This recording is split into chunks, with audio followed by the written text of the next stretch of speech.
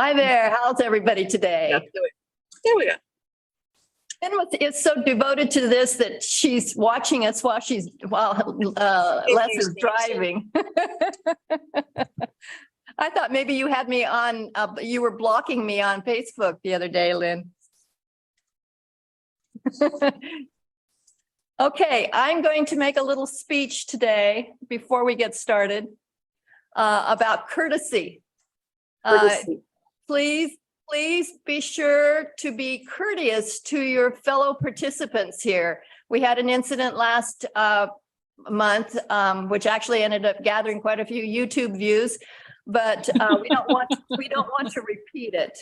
We want to be popular, but not that popular for that reason. So please be courteous to everyone, and please be sure that you are on mute unless you have something to ask us or something to respond kindly, not kindly, but at least respond civilly to us, because we don't want to censor people, but we do want to make sure that people are courteous enough to each other and they're not shouting back and forth at each other. So please be aware of that. Okay, today we have a very small audience. I'm not sure if it's the weather that's keeping people away or what's going on, but we have 3 in the audience. We have Diane Amos. Hi, Diane. And we have Jan, we have John, and we have Betsy on the Zoom, and Betty and Lynn and Will Chappell. So I'm going to ask each of you what you would like to talk about, and then we'll go back and talk about those topics. So Diane, you're first. What would you like to talk about? Well, I would want to thank you, the council, for taking the dark sky designation seriously. I think it's going to take more than just Brian and Rex complaining, though. I think unless you get some of the organizations involved, such as the Library Club, the Chamber of Commerce, and people who have gatherings involved, I think that would be the best way to go about it. Okay. At my age, I'm not sure I want to be responsible. Okay, well, we will talk about that a little bit more. Jan, is there a question you have or anything? At this moment, just wanted to ask if Bruce might have a little update on the First Street Bridge, the retrofit. Okay. This summer, before we get an update, it'll probably be summer. Okay. Okay. Betsy, is there anything you'd like to talk about today? Oh, I forgot to ask John. I'm with the band. Betsy? I didn't hear what John said. John, did you want to say something? John, do you have something you'd like to? I just said I'm with the band. He's with the band. Okay. No, not particularly, although I guess do we have a code enforcement, any chance of having a code enforcement officer looming in the future here? We have a loomer. Okay, Yeah, good. I was one of the panel members who interviewed potential candidates for the code enforcement officer a couple of weeks ago. So I think they're in the process of hiring, or at least getting to the next step in the hiring process. So There's a lot of vetting goes on through the police. Yeah, I bet. Yeah, really. Yeah, you've got to have a pleasant demeanor and a very tough hide, probably. Having done nothing wrong in your entire life. Yeah, right. Yeah, well, there's that. And you're psychologically completely stable. Yeah, So- right. I probably some of you guys know I went to jail for not having my dog on a leash in Cannon Beach once. Really, I'm so proud to know you. Betty, is there anything you'd like to talk about? You're muted. There you go. I know. Well, I have announcements to make, so I'll make those a little later. Okay, well, that'll be good, I think.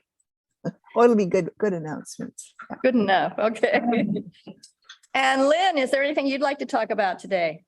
Nope, you're just having lunch with us in San Antonio. Okay. We miss y'all, and so we got to see your happy faces. Yeah, we miss you too. It's lots quieter there, though. Huh? It's Lot lots colder? quieter there Oh, when is I'm it? not there. No, That's when I'm very not true. here. That's very true. That's very true. We miss you at pricing. Will, is there anything you would like to talk about, or are you just listening to us today? I'm just here to listen and report. Thanks. Okay, all right. So let's get started. Diane, would you like to talk any more about the need for coordination of the dark sky? There's some newspaper articles in the Gazette, but it'd be useful to get things started.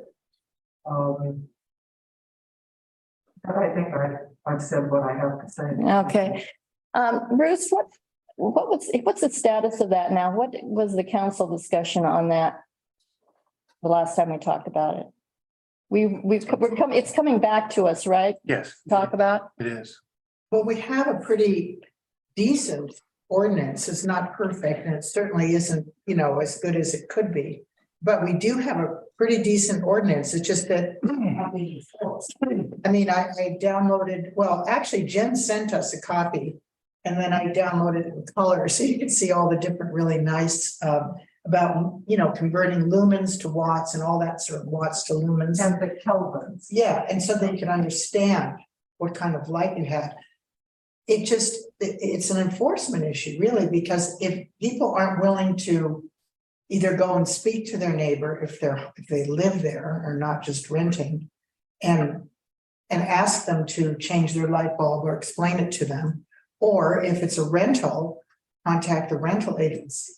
But it's going to take action on the part of citizens to get this thing going too, not just relying on the code enforcement person to peruse the neighborhood and see whose light is too bright. They can do that up to a point, but they really needs I did that with my neighbor.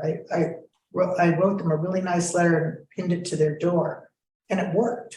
I know Diane and Rex have tried to do that around their neighborhood as well, and it's been a mixed And when it's reaction. mixed, then that's where the code enforcement Yeah. comes in immediately. I mean, if they don't respond to a nice letter and change the way their lights are, then that's where the code comes in. Well, and also I think the council talked about creating a brochure, or not a brochure, but a flyer to put into maybe the utility bills or something Right, that would so be that everybody could get it. And I think Bruce talked about putting it in the community bulletin as well. John? Yeah, I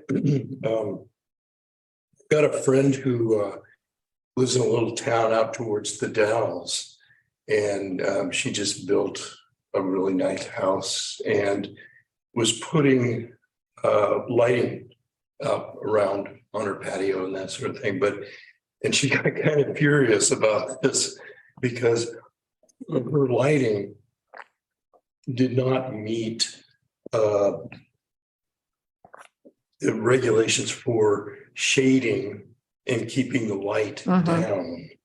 She spent all kinds of money on these nice looking things, but they did not meet code. But that was that. And then, yeah, well, there it is. That's the regulations. Yeah. So did she have to take them down? Yeah, and I think, even from my experience lifeguarding over the years, I saw that at night on the beach, it went from people with lighting on their houses for whatever functional things they need to do around their house to these Klieg lights that, it's 2 a.m, we need a view of the beach. And that, walked down the beach and it went from really nice. One of the things that this town is famous for is this really nice place to walk on the beach, but at night it's like escape from the Stalag or something. I don't have much sympathy for people who put in the wrong kind of lighting. I actually don't. It's there. We have an ordinance. You can look at it online. You can see what you're supposed to have. And if you put something else in, well, too bad. Take it out and put something that works in. It's every citizen's job to know what the law is, actually.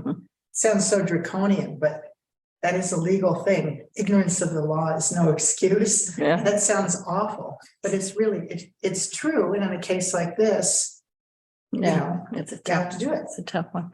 Betty, you had a, I just wondered if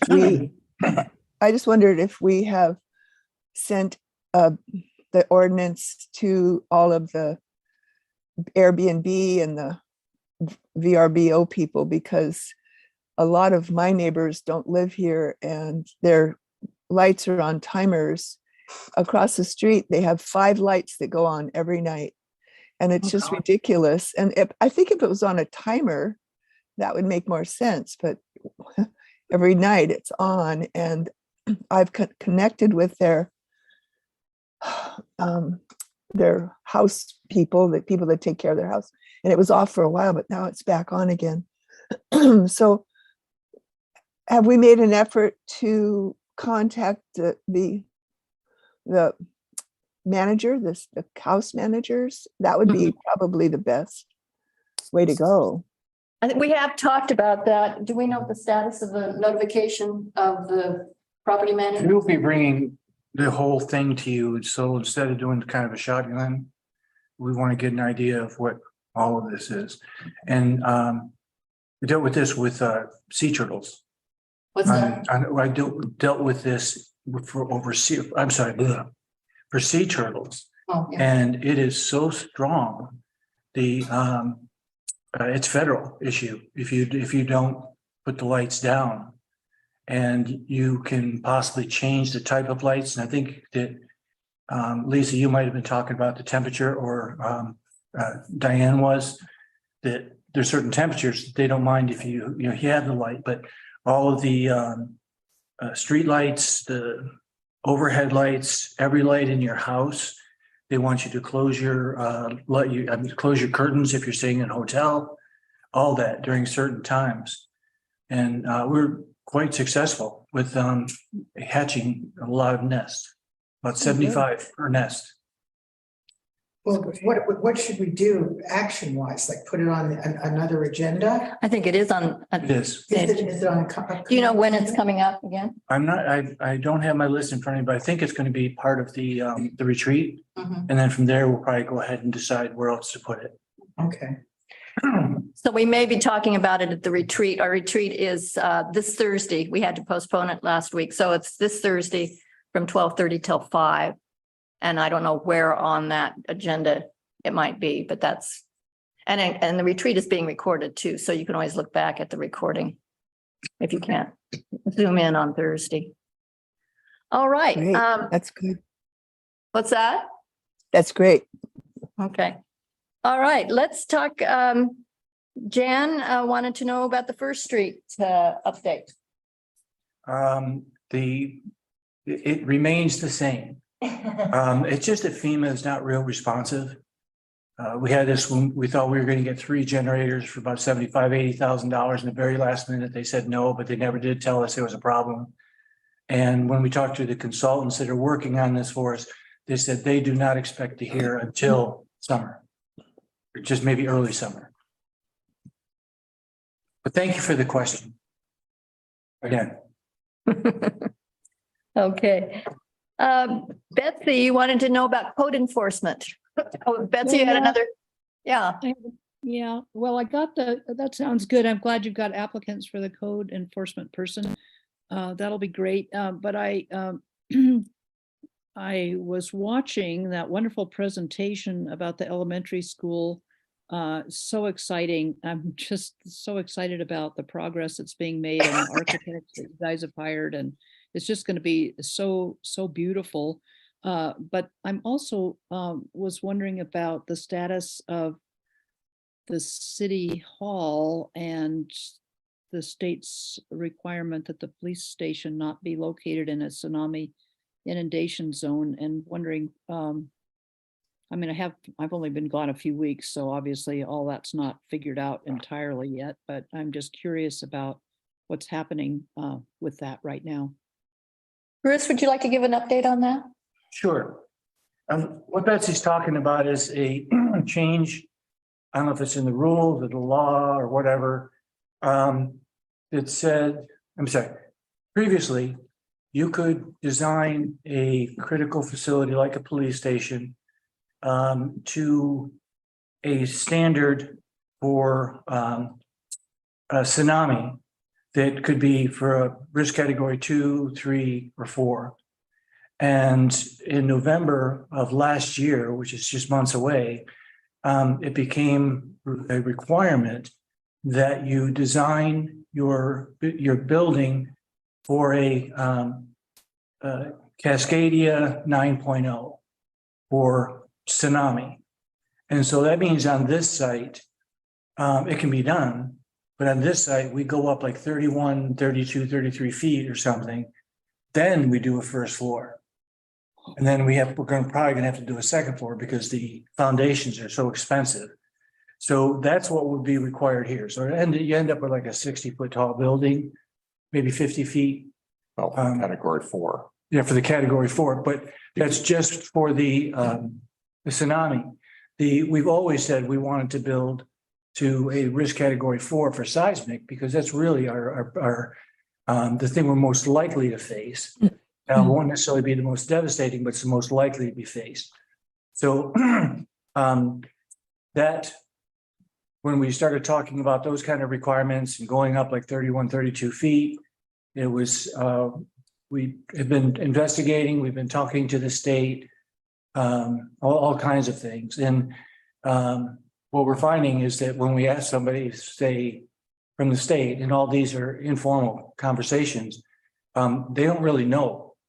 Because in our case, what will happen if the numbers come in the same as it did the first time when we were working with SRG on the programming, it cost the same amount for the building to build the building in the at a location in Southwind, but it cost this. It was double when you putting in infrastructure, that sort of utility, roads, and then it's a slide area.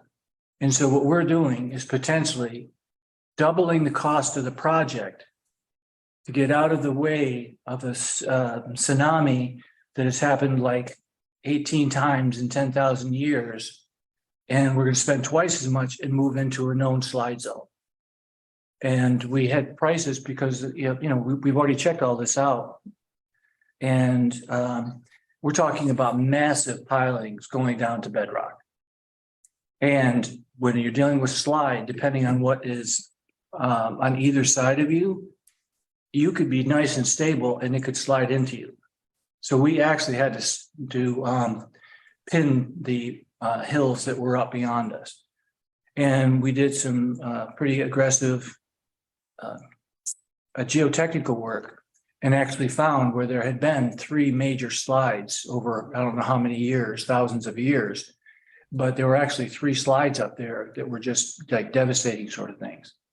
So, and what happened is that when this slide happens, it kind of crushes all of the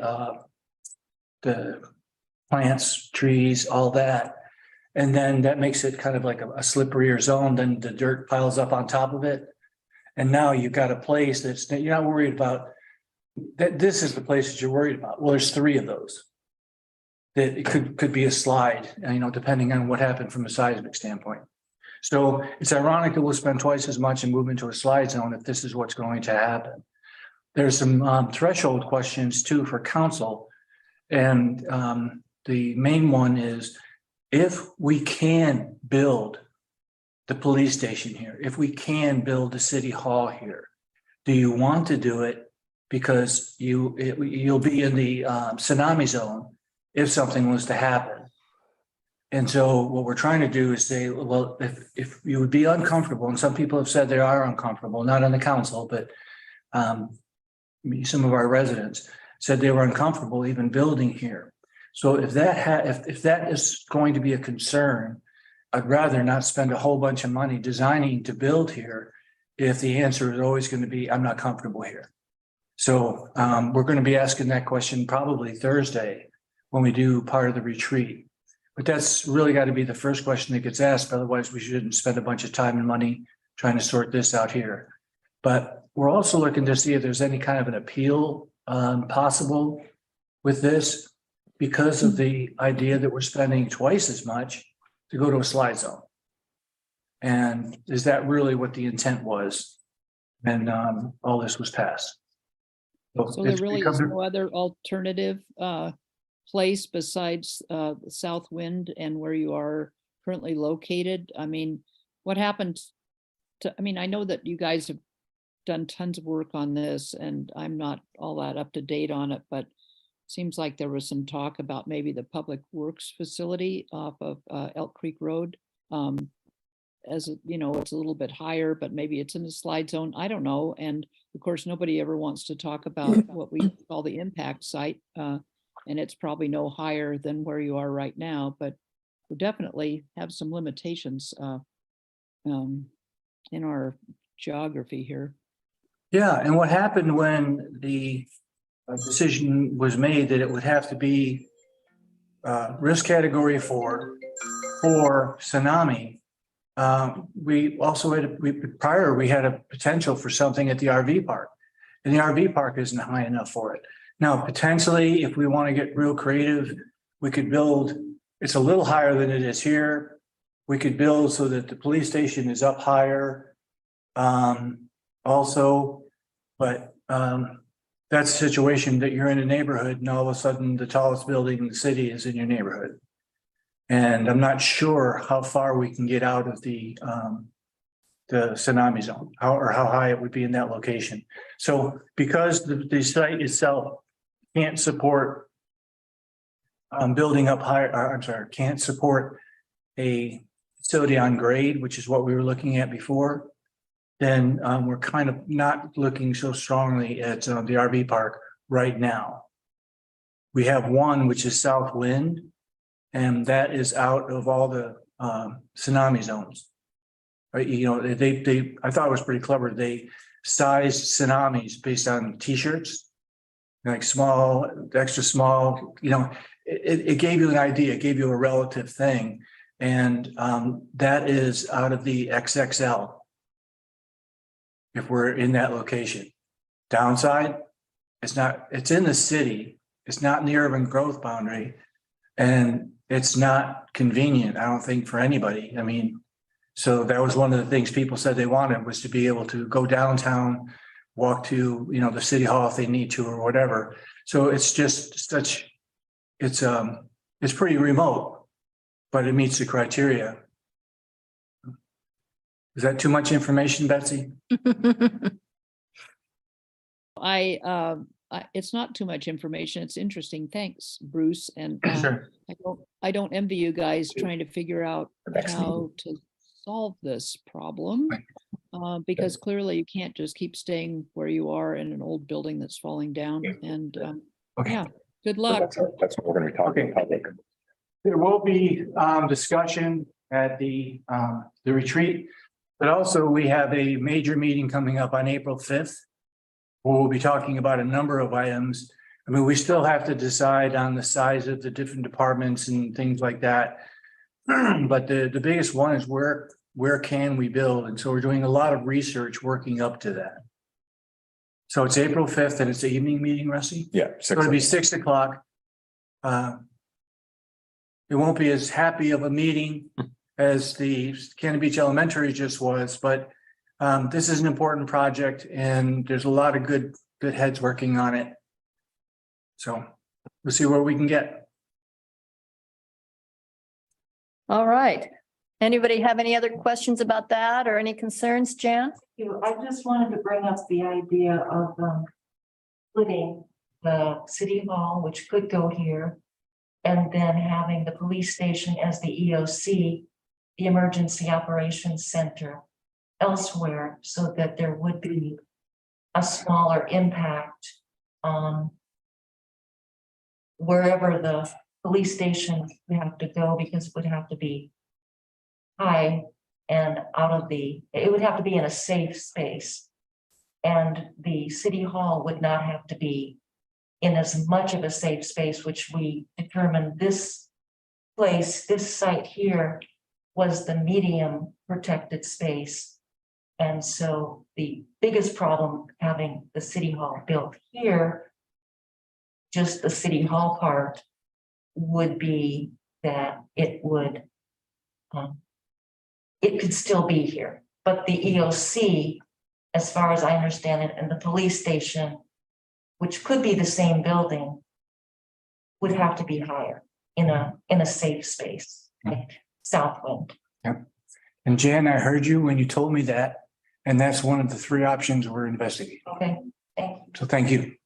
I think one thing that I think Bruce has brought up several times is that, yes, this is just a city hall, but there's a lot of activity that goes on in the city hall that is going to be needed during a crisis.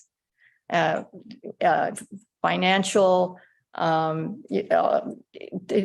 gathering statistics, doing all kinds of different things that we need to have done here at City Hall that would not necessarily be contained in an EOC. So that's something that we all have to consider about the structure of City Hall and maintaining City Hall during the time of a crisis. We can't just sacrifice it to the tsunami because we have other functions that need to go on. Here's an example to that. Yeah.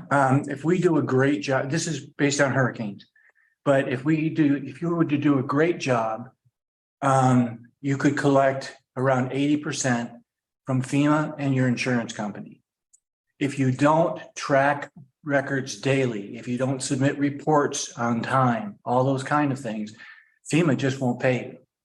And it depends what kind of documentation we're able to provide to the insurance companies.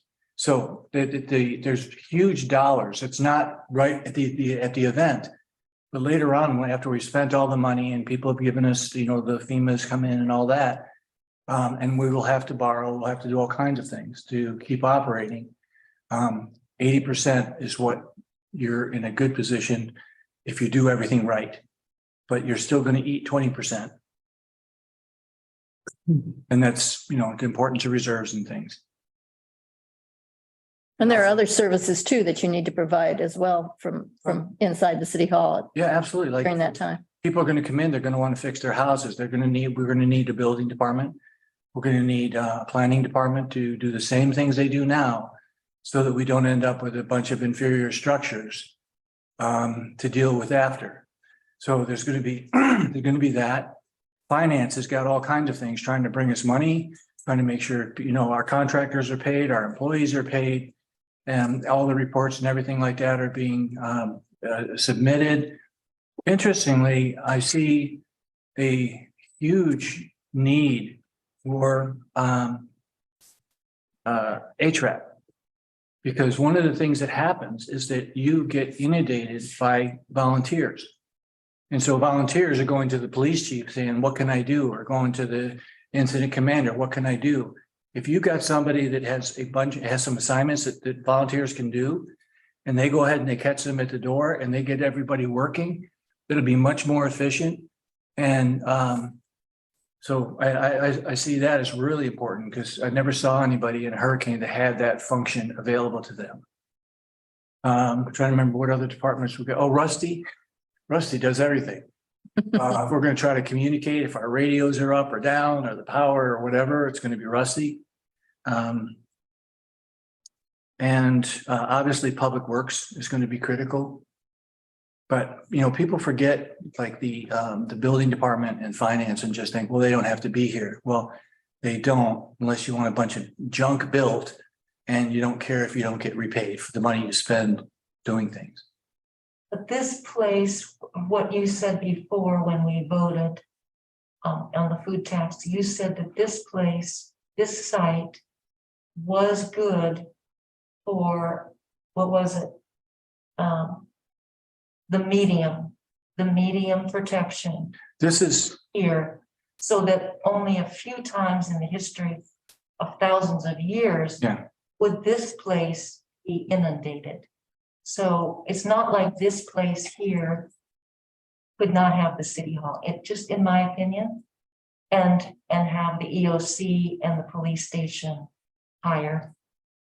Jen, that is the premise that we're working on now, because we know that will work. We're just trying to check to see if there's other things that could happen. And then a council is willing to, because it's all about buying down risk. I mean, if we spend twice as much and build the facility at the police station and the whole city hall, we'll have gotten rid of a lot of risk, but it'll cost us twice as much. And when we were trying to say that we could pay for this with the PFT, or do the pay the debt service, we're not going to have that kind of debt service available. And so it's going to have to be some other kind of financing solution. Which might mean us. Us, it means, yeah, yes. Well, Jen, I don't know. I mean, all right, I'm going to say something Nancy's going to say, I wish you hadn't said that. But there are other things that we could increase taxes in some way. We could, more than double the PFT or some, there are ways that we could do that, but they're not as likely. But it may be that we have to tax our residents, but they would have to vote before that would happen. So we're really trying to find ways to make this, to deal with this within the budget that we had set for ourselves based on the PFT. But if there's not enough money in the PFT, we will have to look to other sources.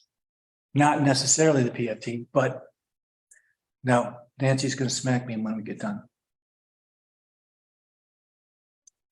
Okay, anything else? All right, we're going to go on to, from that happy discussion, we're going to go on to, Betty, you're going to make an announcement. Let's do that today, now. Okay. Well, I just wanted to say that our last Parks Committee, we talked about the Heritage Tree Program. And there was an offer for having a spruce reserve be heritage tree, our first heritage tree site. And in looking at the spruce forest reserve, you see that there's quite a few invasives that have taken up residence there. And so we have decided to create a committee on our own just to help. It's called the Sitka Spruce Forest Preservers. And we want to get together any I almost said innocent, any innocent person that wants to come and work with us to help restore that beautiful sacred space. We're going to meet today at 11 at the lagoons at the bird outlook, and we're going to walk the area and try to get a plan on how to attack the invasives. And on Earth Day, the 12 Days of Earth Day, we're going to have a work party on April 15th from 10 to 12 of interested people that want to be part of helping bring back that beautiful piece of property. So that's my announcement. Yes, Lisa. Are you talking about a physical work party where people go in and rip out ivy and stuff? So you need to get a lot of young people involved in this too. Please. We need, I mean, if we figure out a way to reach out, I mean, it's great, but us old folks out there ripping out ivy are not nearly as, good at doing it, as efficient. Well, that's what our biggest challenge is in this wonderful town, is finding young people. And if anybody would like to brainstorm that, one of the ideas we had was getting high school students. In some schools, they have requirements to do community service or things like that. So if anybody knows anybody from schools, or anyway, it's open to discussion how we're going to get some young people. But yes, us 70-year-olds really are running out of energy, and we would love to have young energy take over. On Earth Day, if it was advertised, and I mean, there actually are quite a few young people here. I see them all the time. They're hanging out at the Screw and Brew, and they're, hanging out at the wine shop, and they're not senior citizens. And, Right. And they live here. Right. So somehow get them engaged right, like even on Earth Day, even for 2 hours, if you had an army of 100 young people out there, people from Portland who love it here, coming Mhm. out to pull out whatever it, knotweed or ivy or whatever it is. I don't, Right. it's all of the above. yeah. I mean, But yes, I just that's- wanted to open it to a discussion because, yes, there's a lot of young people around, but just getting them involved. It will be advertised. Les is going to be taking over the 12 days advertising, and we're going to get out bulletins. But I was hoping there would be a lot of people here today so that I could just blast it out into the universe. But anyway, we're going to be meeting a half an hour from now and just walking the site and making some plans to how to do this. And it's going to be ongoing, of course, but anyway, it's a beloved spot, so we want to bring it back to health. Betty, are you working with Public Works on this? Yes, and in fact, I have to do a shout out to Trevor and AJ, because last week AJ went in and just cut down a bunch of holly and really gave us a kickstart. So yes, Public Works is helping, but I just feel like it's a community, a place that the community has always loved. And I know that in the past, actually Betsy told me before, when Joy Gannon was the Public Works person, she would do something called divine intervention, and she would go in and get rid of all the vines that are growing on the trees. And so I know it's something that's been happening, but anyway, with COVID and everything, I think things have just gotten out of hand. So we need to bring it back to health.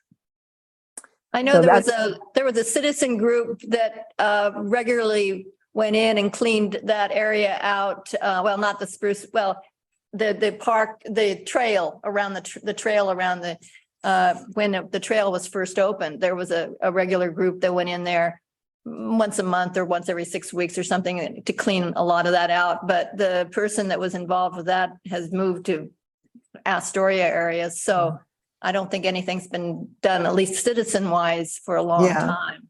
Yeah. Well, let your friends know. And if you want to be on an email list, Jan in the audience there is going to be sending out email invitations to people. And we're going to try to get a list of people together that we would do maybe monthly work parties. So I know anyway. North Coast Land also- Conservancy. Oh, go ahead. I also suggested to Betty that there are an awful lot of young, healthy-looking people going to school at the conference center, and they used to do volunteer work for the Head Start Center when I was working there. And I think that there's a possibility there if anybody's got a connection to that facility.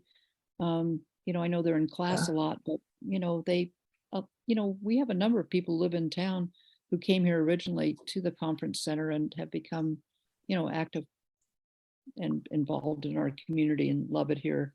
So yeah, keep after. That's a big, built-in group of young people right in town. And I would contact North Coast Land Conservancy to see if they could give you a list, would be willing to share, because they organize work parties once in a while, and to see if they would share a list with you of people. That's a good idea. That's a Yeah. great idea. And I'll try to get in touch with the conference center and see if we can get them interested too. Yeah. So Good. anyway, Okay, well, that sounds good. Okay, what is the day you're talking about doing this, in Earth Day or the Earth Week or whatever? it's April 15th, Saturday, from 10 to noon. And we're going to send Les this information, and he'll have it on our flyer that we're going to be putting out for the 12 days of Earth Day.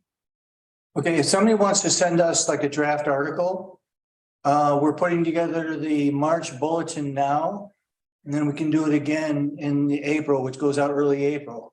So we can do a couple of announcements. It goes out to about 500-600 people. Oh, good.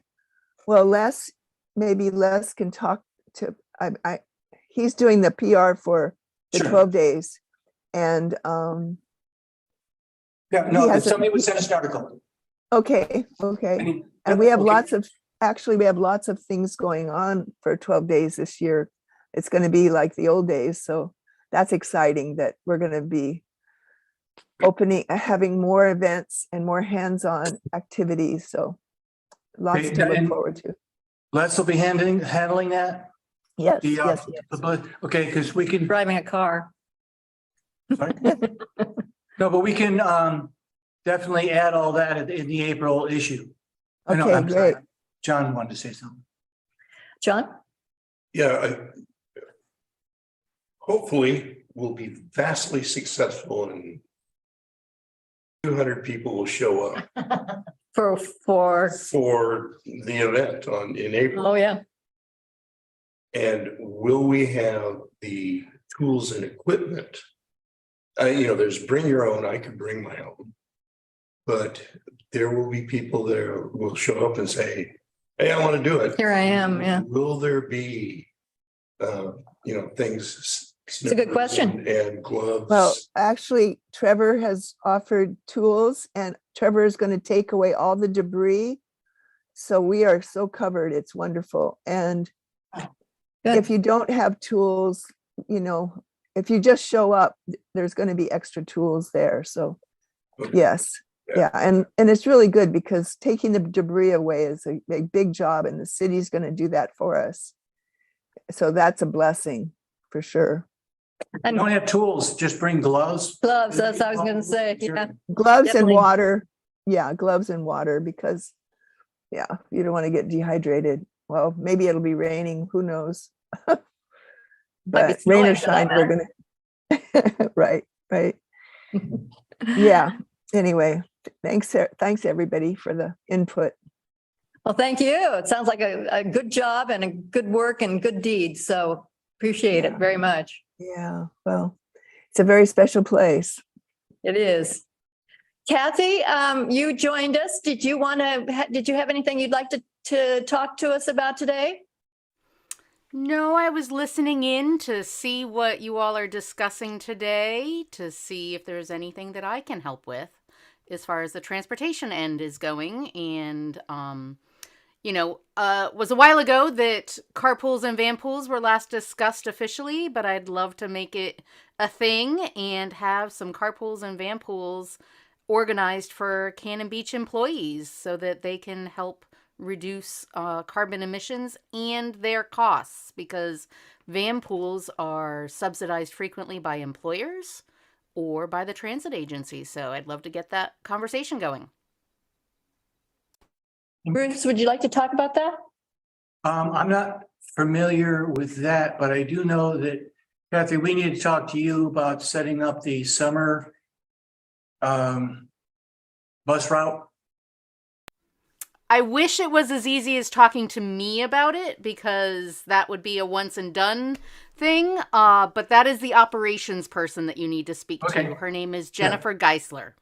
Okay, all right, thank you. You're welcome. Yeah, we need, for that summer shuttle too, we need a lot more promotion on that, either on our end or your end or both, because I think a lot of people don't realize we have a summer shuttle. Even local people who live here don't realize we have a summer shuttle. So we really need to get a lot more promotion on that. I 100% agree on that. Yeah, we'll have to figure that out. We'll have to, maybe you and I should get together or something. Sure, Talk anytime. about- Okay, all right. Is there anything else anybody would like to talk about? Lisa, do you have anything that you're concerned about or you want to talk about? Oh, geez, that's a loaded question. Well, you've got time. About 100 things. Oh, I was just curious. I was thinking about this recently. I'm a big Rachel Carson fan. And I was wondering what, I couldn't find in the ordinances any official policy against pesticides and herbicides. Didn't know if there was one for the city. I know there's a general desire not to use them if possible, but I didn't know if there's ever been anything, a real policy that's been established about herbicides and pesticides. And I also know that it is possible, I just printed out an article from another jurisdiction where they made the use of Roundup type, products illegal for private citizens as well. Wow. And I had wondered about that because I know that get very dicey, but is there anything citywide that addresses that? Jan? I was gonna say that we've always had a policy, to my knowledge, since I've lived here 35 years now, that we only have allowed usage of any kind of poison on the Japanese knotweed, because that can get so easily very out of hand. That's the only poison that's allowed to be used, the only instance, to my knowledge, that's been accepted. And that was on public land. So as far as private land, I don't know. People use Roundup way too much. It's true. Yeah. I don't know if there's anything, because I was aware of the policy too. And we don't use anything. As a matter of fact, we have somebody else come in and do the knotweed. We Right. don't even try to do it ourselves. But there's, I don't know if there's an actual requirement that somebody else can't use it. Because I've stayed focused on, what our properties are. I know I've Find contacted, out. well, I've contacted one of the hotels when I saw them putting down pesticide, and I contacted them and they were very nice. I mean, they said, oh, we didn't realize that that's what our folks were doing because they hired out. Sure. But I just think that having a policy is so loosey-goosey. I mean, I actually think that we should consider even making it an ordinance, and that you have to come, if you're going to use it, you need some kind of a variance to use it. Like we would give a variance for Japanese knotweed if that's the only way to address it. Or the planning commission would. But I just think we need to be stricter about it because I've seen a lot of private citizens putting down Roundup. I stopped them and asked them. I've been doing it for years. I'll just say, excuse me, can you tell me what you're using there? And it is a Roundup product. Yeah. And, after that, they really don't want to talk to me anymore. So, I mean, I don't know. I think we ought to seriously think about it. It gets into the groundwater and runs into the ocean. It's not even a question anymore. It is a scientific fact now that those things hurt the environment and hurt all of us. So, I'll try to have information for you on Thursday okay, at the retreat. thanks. As far as what our rules are. Yeah, thank you. John? Yeah, and I think it's indicative that I know that Leslie McClanahan is the only organic landscaper in town. And Is that right? She's the only one? She's the only one, huh? She's the only one that I know of. She may know others, but I know that her business does not use pesticides. So it's that sort of thing. Oh, we gotta kill all these things. And the only thing it'll do it is Roundup, whatever. But it can be done organically. Jenny Gaddy also proposed the heirloom backyards program, which it might be put that in place as a municipal function that people can get. Her sister in Portland has a yard like that. Well, I just, to me, this is like a beach animal. And you don't need swaths and swaths of perfect grass in your, it's not that kind of community. So. Yeah.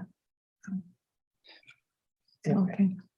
that's one of my big concerns. One of your big concerns. Anything else that anybody'd like to talk about? Betty? I just wanted to say to Lisa, I really hope that an ordinance like that could come into place. It's for everybody. I mean, for humans and for animals and for invertebrates, everything we're all part of the web of life. And, there's ways to deal with weeds rather than poison them. So Yeah. And Anyway, I'd love to see us not only be a Tree City USA, but a Bee City USA. yeah, Our pollinators are in terrible trouble. Insects are in terrible trouble. I'm sure all of Yeah. you remember, 20 years ago, when you drive down the road, your windshield would be covered with dead bugs, and it just doesn't happen anymore. They're Mhm. going away, and we're in real trouble environmentally. And the more we can do as a town to address that, the better. So let's go for it.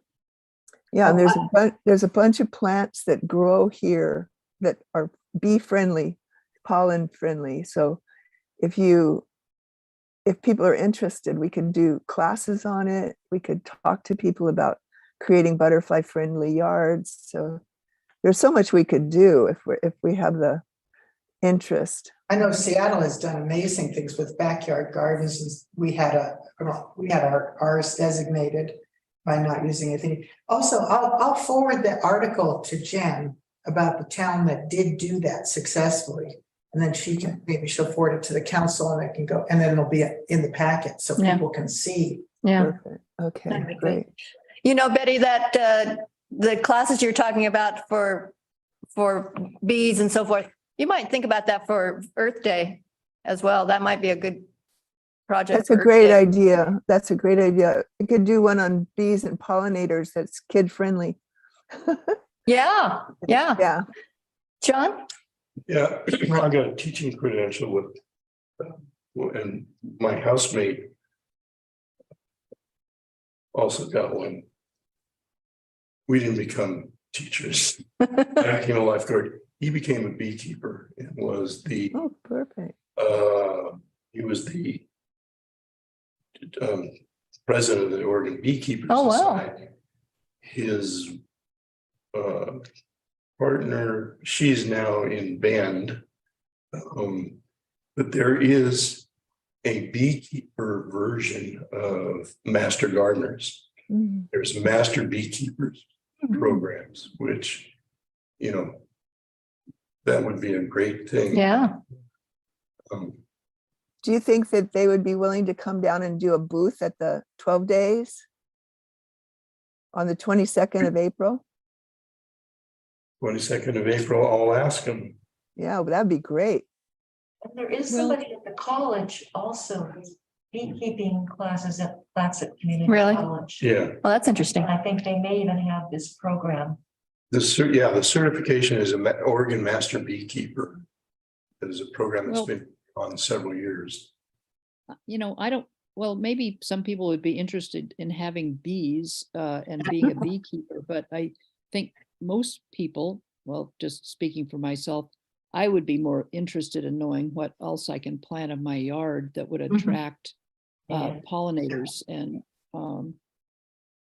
hummingbirds, moths, bees, even some, not house flies, obviously, they're kind of disgusting, but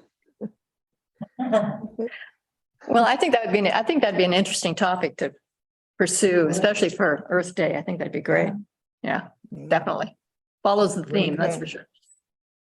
All Okay, right. it's gonna happen. Yeah.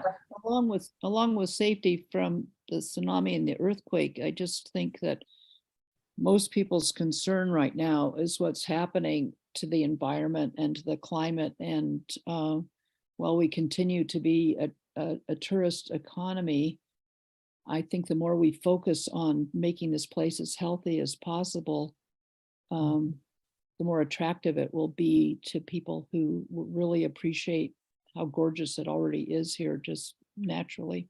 Mhm. Yeah, true. you know that we're so well known for being a dog friendly city, and we could do the same kind of PR and make ourselves the environmental friendly. Like bees and pollinators are welcome here. That kind of talk about the fact that we really encourage environmental protection here. Then maybe people would think twice before throwing cigarette butts down and stuff. So- Or we Dark could be like Santa skies. Barbara, we could be like Santa Barbara, California, where it's illegal to smoke in public places.